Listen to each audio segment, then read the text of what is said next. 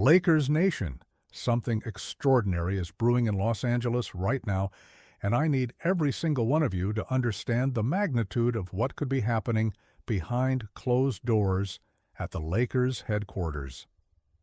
Welcome back to Lakers News Fan Report, where you get the most comprehensive analysis and breaking developments on our Los Angeles Lakers. I'm bringing you exclusive insights today that could fundamentally reshape everything we thought we knew about this season's championship aspirations. So make sure you stick with me through every moment of this breakdown, because the implications are absolutely massive. Let me start by painting you a picture of where we stand right now.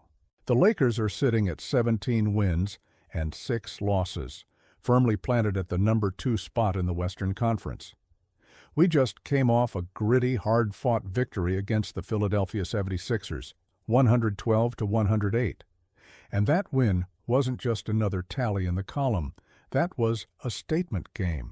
That was the kind of performance that shows this team has legitimate championship DNA running through its veins. We've won 9 of our last 11 games, and the momentum we're building isn't just sustainable, it's accelerating. But here's what really has me excited, and here's where I need you to pay extremely close attention, because this is where the story gets interesting. When I watch this Lakers team operate on both ends of the floor, when I see the chemistry developing between LeBron James, Luka Doncic, and Austin Reeves, I see something special taking shape. This Big 3 configuration we're currently running is legitimately terrifying for opposing defenses to game plan against. You've got LeBron still playing at an elite level in his age 40 season, defying every conceivable expectation about athletic decline.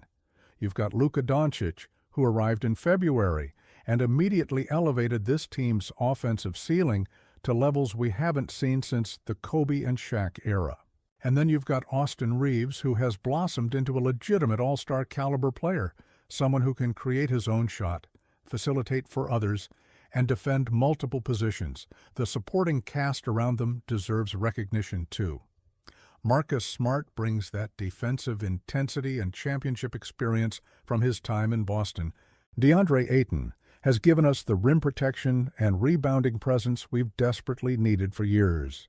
The role players are buying into their assignments, the bench production has been consistently solid, and J.J. Redick's coaching has this team playing cohesive, intelligent basketball on both ends. Everything is clicking right now, and that's not an exaggeration. We're second in offensive efficiency, we're top 10 in defensive rating, and our net rating suggests we're performing like one of the elite teams in the entire league. But I want you to think about something for a moment. Think about every truly dominant championship team in NBA history. The Showtime Lakers had multiple Hall of Famers. The Bulls dynasty had Jordan and Pippen, plus incredible role players. The Heatleys had 3 legitimate superstars. The Warriors dynasty had 4 all-NBA players in their prime. The common thread isn't just talent, it's overwhelming talent. It's having so much firepower that opposing teams simply cannot match up across the board. And that brings me to the question that's been keeping me up at night lately. Are we currently constructed to win a championship? Absolutely, we have a legitimate shot. But are we constructed to dominate a championship run in a way that makes us prohibitive favorites? That's where things get more complicated. The Western Conference is absolutely stacked right now. Oklahoma City has the best young core in basketball, and they're playing with incredible confidence. Denver still has the 2-time MVP, and they know how to win when it matters most. The Clippers are healthy and dangerous. Phoenix has 3 future Hall of Famers who are hungry for a title. Every playoff series is going to be an absolute battle, and while I believe in this Lakers team, I also recognize that championship windows are fragile and unpredictable. Injuries happen, role players go cold at the wrong time, matchup problems emerge in unexpected ways. The margin between winning a championship and falling short in the second round can be razor thin. This is why the Lakers' brain trust the decision-makers who are responsible for maximizing this championship window while LeBron is still playing at an elite level. They have to be thinking big picture. They have to be surveying every possible avenue to upgrade this roster, to add that one piece that transforms us from contenders into overwhelming favorites. And this is where the landscape across the league becomes absolutely critical to understand. Because opportunity doesn't announce itself with trumpets and fanfare. Opportunity emerges quietly from dysfunction and disappointment in other organizations. Let me take you to Milwaukee for a moment. The Bucks are currently underperforming expectations in a way that has to be deeply concerning for their organization. They invested everything into building around Giannis Antetokounmpo, and for a while, it worked brilliantly. They won a championship in 2021. Giannis established himself as arguably the most physically dominant player in the league, and the future looked incredibly bright. But fast forward to today, and the situation has deteriorated significantly. The roster construction has been questionable at best. The supporting cast around Giannis hasn't developed the way they hoped. The coaching situation has been unstable. Most importantly, they're not winning at the level a team with a player of Giannis's caliber should be winning.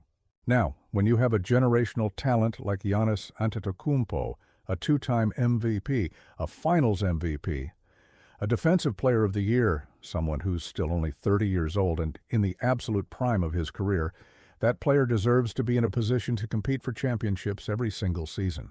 And when the organization around him isn't providing that opportunity, when the winning isn't happening, when the trajectory is pointing in the wrong direction, that creates a situation where difficult decisions need to be made.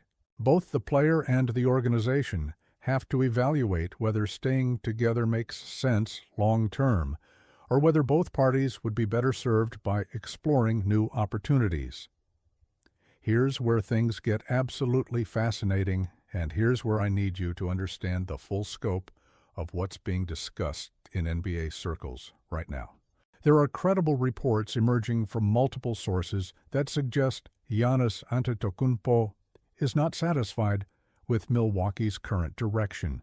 We're hearing from connected media members, from people with legitimate access to information, that Giannis has expressed frustration with how things are going.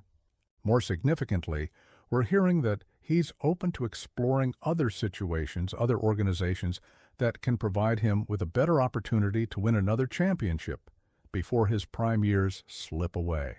And this is where the Los Angeles Lakers enter the conversation in a very real, very substantive way. Lou Canellis from Fox 32 Chicago, speaking on 670 Ster. The Score provided some absolutely explosive information last week. He stated, as a matter of fact, that a few months ago, Giannis wanted to be traded. His first choice was reportedly New York with the Knicks, which makes sense given the market size and the organization's recent success. But the Knicks weren't willing to part with more than Karl Anthony Towns, and Milwaukee understandably wasn't interested in that package for a player of Giannis's caliber. But here's where it gets absolutely incredible. And this is the part where Lakers fans need to be paying complete attention. According to the same report, the Lakers inquired about Giannis's availability. Not only did the organization make contact, but Luka Doncic himself personally reached out to explore whether the Lakers could structure a deal with Milwaukee. Think about the implications of that for a second. Our superstar guard, the player we acquired last February to be the cornerstone of our future, is actively recruiting one of the 5 best players in the world to come join him in Los Angeles. That tells you everything you need to know about Luka's mentality. He's not satisfied with just being good. He's not content with just making the playoffs. He wants to build something truly special here, something historically dominant. The reasoning behind Giannis's desire to leave Milwaukee is straightforward and completely understandable. He wants to win. That's it. That's the entire calculus. He's not motivated by market size or endorsement opportunities or any of the peripheral factors that sometimes influence player decisions. He wants to compete for championships, and he recognizes that Milwaukee's current trajectory isn't pointing toward that outcome. Can you blame him? The man has given everything to that organization, delivered them their first championship in 50 years, and watched as the roster construction around him has failed to maintain championship-level competitiveness. Now let's talk about what a potential trade package would realistically look like, because this is where the rubber meets the road. Milwaukee would be trading a generational talent, someone who puts fans in seats, someone who defines their franchise identity. The return would need to be substantial. They would need young talent with all-star potential. They would need future draft capital to rebuild around. And they would need contracts that work financially within the salary cap constraints. The name that keeps coming up in these discussions, the player who Milwaukee would reportedly have the most interest in, is Austin Reaves. I know that's going to cause some immediate reaction among Lakers fans, and I completely understand the emotional attachment we all have to Austin. He's been incredible for us. He represents everything we love about underdog stories and player development. But we also have to be realistic about value and championship construction. If trading Austin Reaves, along with additional pieces and draft compensation, is what it takes to acquire Giannis Antetokounmpo, is that a trade you make? I think the answer has to be yes, and here's why. Giannis Antetokounmpo is a once-in-a-generation type of athlete. He's 6'11", with the mobility of a guard, the strength of a power forward, and the basketball IQ of a veteran floor general. He's averaging close to 30 points, 11 rebounds, and 6 assists per game this season while playing elite-level defense. He can guard all 5 positions on the floor, he's unstoppable in transition, and he's one of the most efficient scorers in NBA history around the rim. When you have an opportunity to acquire a player of that caliber, especially when he's only 30 years old and has expressed interest in joining your organization, you have to seriously consider it regardless of what the cost might be. Think about what a starting lineup of Luka Doncic, Giannis Antetokounmpo, and LeBron James would look like on the basketball court. I'm not exaggerating when I say that might be the most talented trio ever assembled on a single team. The offensive versatility would be absolutely unprecedented. Luka operates as the primary ball handler and pick-and-roll maestro. Giannis becomes the roll man and transition force who punishes defenses in the paint. LeBron operates as the secondary playmaker and perimeter threat, who can exploit whatever defensive attention the other two command. How do you game plan against that? What defensive scheme do you employ? Do you switch everything and hope your guards can contain Giannis on the perimeter? Do you drop coverage and give Luka open threes? Do you send help and leave LeBron open? There's no good answer. Every defensive decision creates an impossible problem. The defensive end would be equally devastating for opponents. Giannis can legitimately guard all 5 positions and protect the rim. LeBron, even at 40, is still an intelligent team defender who makes winning plays. Luka has improved offensively significantly since joining the Lakers. Surround them with Smart's intensity and Ayton's rim protection, and you have a defense that can switch, help, recover, and protect the rim at an elite level. That's championship defense. That's the kind of versatility that wins you playoff series when offensive execution gets difficult. Let's address the elephant in the room, though, because I know what some of you are thinking. 3 superstars means 3 massive egos, 3 players who need the ball in their hands, 3 different playing styles that need to coexist. Can that actually work? I believe it can, and I believe the evidence supports that belief. LeBron has proven throughout his entire career that he can play with other superstars. He won championships in Miami alongside Wade and Bosh. He won in Cleveland with Kyrie Irving. He came to Los Angeles and won with Anthony Davis. The man understands how to sacrifice, how to adapt his game, how to make star players around him better.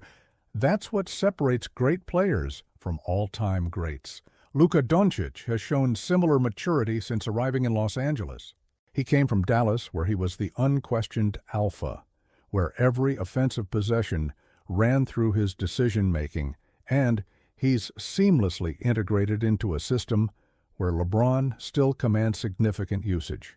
He's embraced playing off the ball more, he's improved his catch-and-shoot efficiency, and he's demonstrated genuine excitement about playing alongside other elite talents. Someone who personally reaches out to recruit Giannis isn't worried about sharing the spotlight.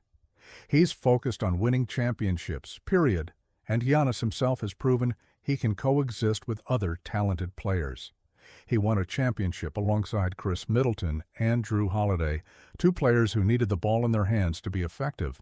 He's consistently praised his teammates, deflected individual credit, and focused on team success throughout his entire career.